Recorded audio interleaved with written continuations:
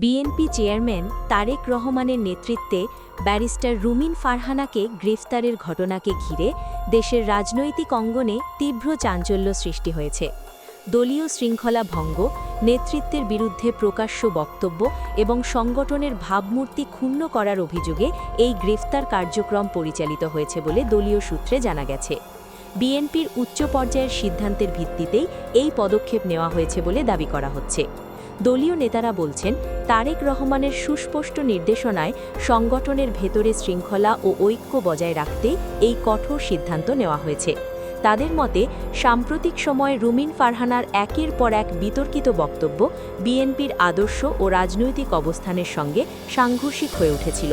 এতে করে তৃণমূল পর্যায়ে বিভ্রান্তি ছড়াচ্ছিল এবং দল দুর্বল হয়ে পড়ছিল।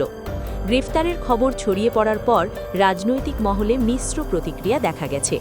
বিএনপির একাংশ এই পদক্ষেপকে দলকে শক্ত এবং নিয়ন্ত্রিত রাখার সাহসী সিদ্ধান্ত হিসেবে দেখছেন।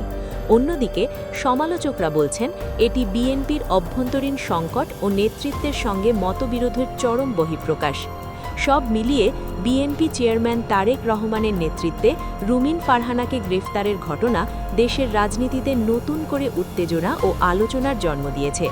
এই ঘটনাকে কেন্দ্র করে আগামী দিনের রাজনৈতিক পরিস্থিতি আরও কিভাবে মোড় নেয়, সেদিকেই এখন সবার নজর।